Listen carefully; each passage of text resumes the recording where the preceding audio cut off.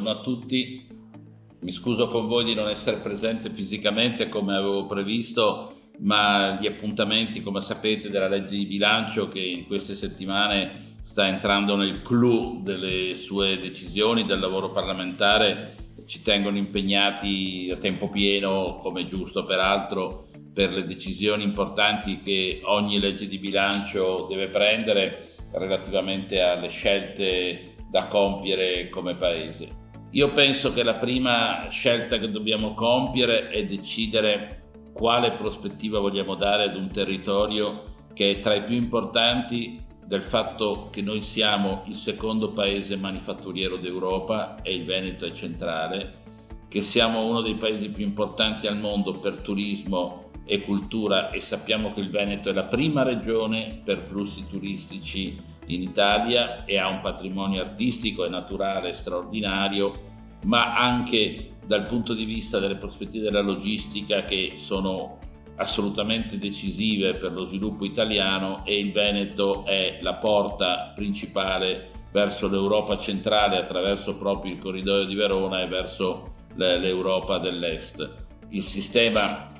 integrato che dovremmo costruire tra porti, aeroporti e ferrovie deve fare dei passi in avanti. Penso anche al corridoio ferroviario e alla necessità di concludere rapidamente l'alta velocità da Milano in maniera tale che ci sia un'offerta complessiva, ma non parlo solo di questo, parlo anche dei sistemi di servizio. È necessario che la nostra regione diventi essa stessa campione rispetto a società di servizi. Oggi noi abbiamo importanti società lombarde e emiliane che si affacciano legittimamente nel territorio veneto ad offrire i loro servizi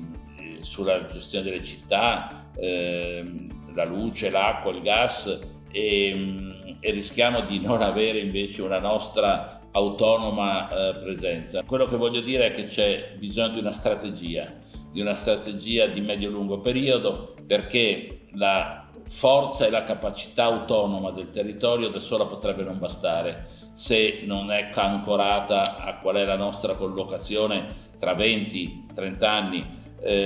Prendiamo delle date di riferimento, prendiamo le date che sia l'Europa e sia le Nazioni Unite ci danno rispetto ad un tema strategico di fondo che coinvolge anche lo sviluppo economico, che è quello della sostenibilità, che è quello della misura dei problemi legati ai cambiamenti climatici, e in questi giorni ne siamo dolorosamente vittime di questa condizione, ma anche dei nostri ritardi. Il governo ha stanziato su questo particolare aspetto, cioè quello della sostenibilità, 55 miliardi nei prossimi 15 anni, di cui 9 nel prossimo triennio. Un grande piano contro il dissesto idrogeologico è una necessità che accompagna poi lo sviluppo integrato. In quest'ottica c'è anche un problema più specifico, ma a mio avviso molto importante, che è quello di introdurre la educazione finanziaria come un argomento costante della capacità dei cittadini di discernere. Noi sappiamo che su questo c'è un gap, l'educazione finanziaria è debole, non riguarda solo i prospetti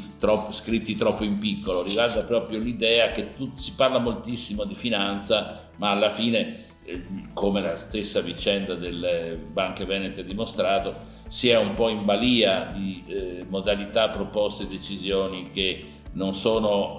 consentono decisioni autonome. In tutto questo non posso non citare la parte sociale. Noi abbiamo bisogno, per reggere questo elemento generale di sfida globale, di avere anche un sistema di welfare e un sistema di vivibilità dei nostri territori.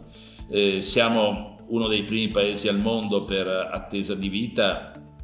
è una notizia positiva ovviamente, ma che ha delle conseguenze sulla tenuta dei bilanci pubblici e sulla domanda di welfare che vanno valutate. La domanda di welfare è destinata ad aumentare nei prossimi anni. Si parla già di silver economy, di economia d'argento, e quindi questo significa un'importanza sempre maggiore del mondo degli anziani. come si integra il bisogno di competitività economica con la presenza di una popolazione sempre più ampia che progressivamente abbandonerà il lavoro e avrà il diritto di avere risposte alle crescenti domande di welfare. Per dire in sostanza che giornate come queste che voi avete approntato e sulle quali state discutendo sono oggettivamente un utile contributo a questa necessità di costruire una visione strategica. Noi andiamo verso anche delle scadenze elettorali, non entro ovviamente nel merito delle scelte, è chiaro, questo ognuno deciderà, ma quello che voglio dire è che gli operatori economici devono essere protagonisti nella campagna elettorale prossima del Veneto anche di proposte. Poi saranno i cittadini a scegliere la loro libertà, ma noi abbiamo bisogno che il dibattito che va verso le scelte elettorali sia ancorato a questa visione strategica. Io mi auguro che su questo i prossimi mesi siano mesi fertili, nei quali tutti insieme possiamo dare un contributo a questa visione più generale della quale oggi si sente la assoluta necessità. Con questo auspicio e non potendo ovviamente mancare, scusandomi ancora della non presenza fisica, ma non potendo mancare a una compartecipazione dei vostri lavori, io vi ringrazio di avermi ascoltato e auguro a tutti voi buon lavoro.